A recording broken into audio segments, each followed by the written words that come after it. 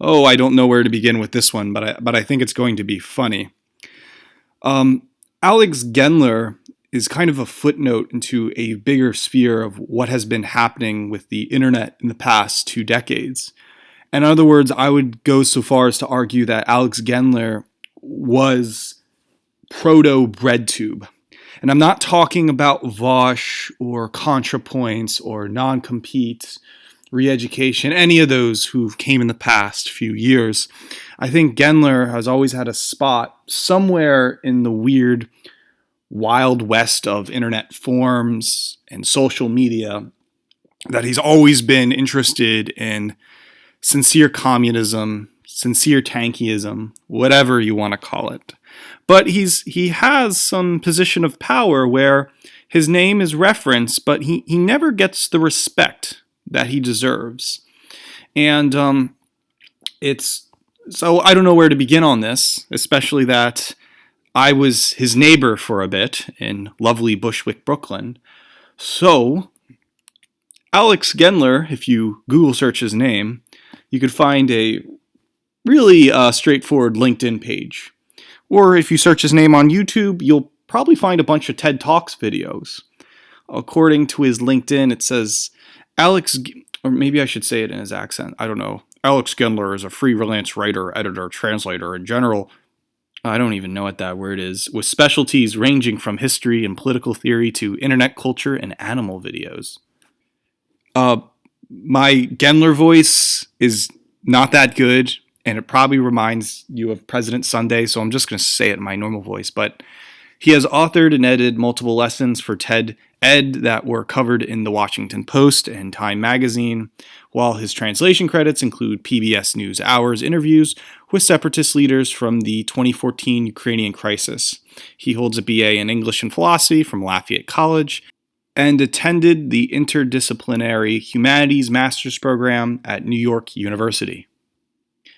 And I almost relate to him for him going to a Pennsylvania undergraduate college, which I unfortunately went to. Oh my God, I knew someone who went to Lafayette College who worked at a Sonic drive-in.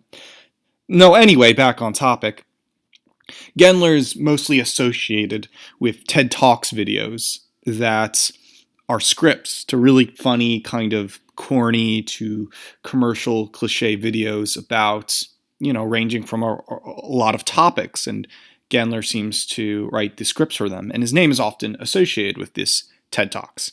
However, don't watch those TED Talks videos. That's just his job. You can find him on 2 social media platforms. His public one is Twitter, which you can find, just going on a Twitter search. Or, in all due respects, he's actually on and has a bigger presence on Facebook, or he likes to call it Leftbook. And every day on Facebook, he's making kind of, if you want to say, quote-unquote, leftist commentary of the sorts. And that's the funny part I'd like to get into, because we have to question whether it really is leftist commentary or not. Some other great introductions to Alex, I would suggest this recent podcast, this video vlogcast he did with C. Derek Varn, discussing the hoarding of virtue, where, you could see a nice picture of him, in the room I remember with his metal music CDs and books and whatnot. And this kind of is a good introduction for him. But Alex is very well, literate when it regards to metal, especially the music genre of that and subculture. And Alex will often flirt with far-right themes, all while having, if you want to say, quote-unquote, leftist commentary. For a recent article he did for a music magazine, The Bizarre World of Aztec Nazi Black Metal. It's not about Nazi furries or Nazi vaporwave, it's Aztec Nazi black metal. And he writes it like a warning piece in a weird way, but the reader is tantalized by this far-right theme and wants to know more of it while, remaining, I'm a leftist, or I'm post-left, or something like that. And so Gendler loves to do this in his, Facebook commentary, sometimes his Twitter commentary where he'll flirt with the 4chan, reactionary memes and then flip it on its side to be like the Chad and the Virgin, the Chad commie and the Virgin tanky. And I thought this is a very playful way where Gendler is really trying to attract a post-alt-right audience into far left circles.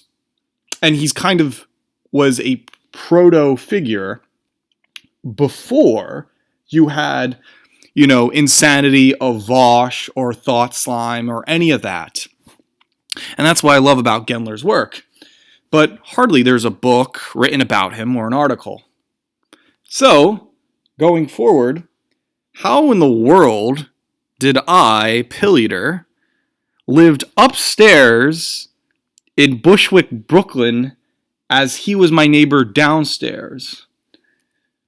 Well, it turns out that Alex Gendler and Pilleater have always been a part of United Asian Sexual Liberation Army of the AXA subculture, and both our true objective goals is to liberate the POC non-white classes in order to create a new punk pomo subculture that will at the same time destroy pomo neoliberal capitalism and envision a quote-unquote based reactionary anti-capitalist art movement. And so Gendler and Pilleater have those same values and want that future to be happen, especially, Pilleater being, the forefront figure of the AXA subculture. But no, it's more than that. I actually, moved upstairs for other reasons. It's hard to get into, but from what I know about Gendler, for some time he dated Amber Frost, and I hear a lot of stories about Amber Frost, and I met her once, and I never brought it up to Gendler about his relationship with her. And you can still find podcasts around the internet, from Podbeam to whatever weird parts of YouTube. You can find Gendler's name often associated with Frost at the time. And however, whatever happened to this relationship, I always think of it as this kind of beautiful Gone with the Wind romance. I had a very similar romance too, and I will not speak of this woman's name, who also lives in Bushwick, Brooklyn, a few houses down from Gendler and Al Stankard.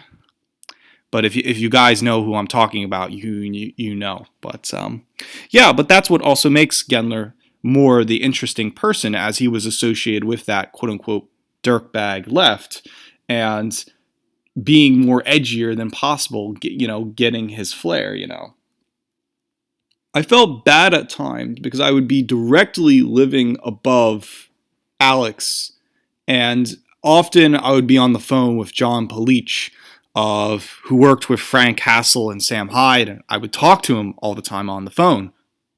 Now, the funny part is I would be making noise upstairs from this, and Alex would send really passive-aggressive, angry text messages to me. And this inspired me to, set up my little electronic studio in my bedroom at the time and write a song called Annoying Alex Gendler. So if you Google search his name, my Feven Universe song goes Annoying Alex Gendler, as well as John Bleach is on the phone. Is kind of like a dual piece of me living in this said Bushwick building. And yes, Alex did get revenge at times. He would make noise downstairs and have his extraordinary tropical parties downstairs and make a lot of sex noise. But let me get to that. I would describe this Brooklyn house as being a sanctuary that Gendler was trying to make a post-left reactionary leftoid house, if I can use that. I don't know if the mission came true.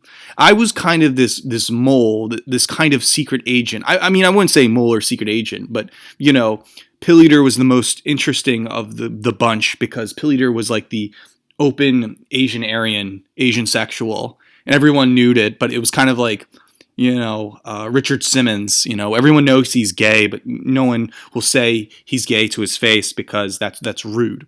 But I remember all the fun times being in the second floor and looking at Gendler's library. That I don't know exactly. He'd probably cite the books for his TED Talk speech or whatever writing objectives he has. I'm kind of, if you know, the board gamer, and one of his roommates, we would play board games or tried to play board games and whatnot. And we did, however, play Timebreaker. And Timebreaker was probably one of the only board games I got to play with Gendler. I know his girlfriend at the time, this goth Korean girl, did bring Catan, but we never got to have the chance with Catan because there was other weird drama ensuing. But one of my favorite memories was coming back, and there was a second floor post-left meeting of watching Mad Max Fury Road with fellow Asian sexuals. And that time, I felt it was like a countercurrents event, but full of post-left Asian sexuals, which I actually enjoyed. But I was also busy at the time because Commander Robert Stark and Matt wanted to talk to me, so I had to go back upstairs, and other issues at the time as well. And so I do have great memories of like coming back home at 4 in the morning, and I got to meet some of Gendler associates, and some of my depressed sadness, I would talk about my failed relationships, and then talk about, this relationship I had with a friend of his, and I just went out one day and said, I'm an open Asian sexual. And he loved it, and he like fist pumped me or something. But I don't care. I don't even know what happened. But I think I was talking about homo nationalism too in the same room. Yeah, I mean, a lot was going on since the upstairs Japanese roommate moved out, and it became kind of a different scene at that moment because I was there just to finish up my graduate degree, and the sanctuary. The Gendler sanctuary was like burning down or something, and it was getting all crazy, and all this like wacky stuff was happening, and just I wanted to save money, so I had to get out of there. It didn't turn to this like fun Nazbol Asian sexual place. It became more of this like it was burning down, and everybody was getting in the fights with the landlord and such like that, and I had to get out, and so that's what I did. And I mean, I didn't feel bad or something, but I just felt like things could be resolved later on. And I don't know what happened, but the most tantalizing part is that this sanctuary project was only a few blocks down from the Al Stankard Harlan Venison's place, and as well as other associates who I knew around the neighborhood. And maybe this is just a bizarre notion that happened in the last few months, but I think it is a project. It was in the same house that some podcasts of importance was recorded. From all the podcasts I helped record with Robert Stark, Gendler also recorded very important reactionary left-wing podcasts in that same house too, and that's what I found very interesting of being his neighbor and knowing that scene. So what's in the future for Gendler? Well, again, I'm not on Facebook that much, and I heard he got a Facebook ban, and he'll be on Leftbook again too. And Gendler's main format is Facebook. He'll make some funny meme up to date, that you think is like far right or reactionary, but then you'll learn some Mark Fisher type of zero books stuff from it. And that's what I think I always liked about Gendler. Gendler. And I think Gendler represents that kind of, he's an interesting footnote to a sphere that does not have enough publicity. And I really think Gendler should write a book or something, a self-published book on Lulu or Amazon, or just have a coherent blog and branding, because Gendler's everywhere. He's here, he's there, and learning about his life and whatnot are kind of puzzle pieces to a bigger story. And whatever is his interest in metal or Russian culture or classical communism, Gendler is a very quiet man, but, in his little room with his computer and books right now, he's just doing work not just for TED Talks, but for a bigger scene of this kind of post, podcast left frat bros or something like that. And I think that same energy is very Nazbol in a way. It's very Asian sexual. So I think Gendler needs more exposure, and always reading something from him is interesting. I could care less about the whole, I don't like incels or I don't like right wing stuff. That's not the point. The point is it's kind of this, again, post Mark Fisher type of ordeal where there's trying to make sense of the internet mnemonic worlds and making it sense through kind of left wing as a subcultural Dick Hebdige fashion, something like that. But that's just a quick rundown of this, of Gendler. So I suggest to go Google search him. I should at least compile more information on him, but this is my first lecture of many. So class dismissed, and thanks for listening.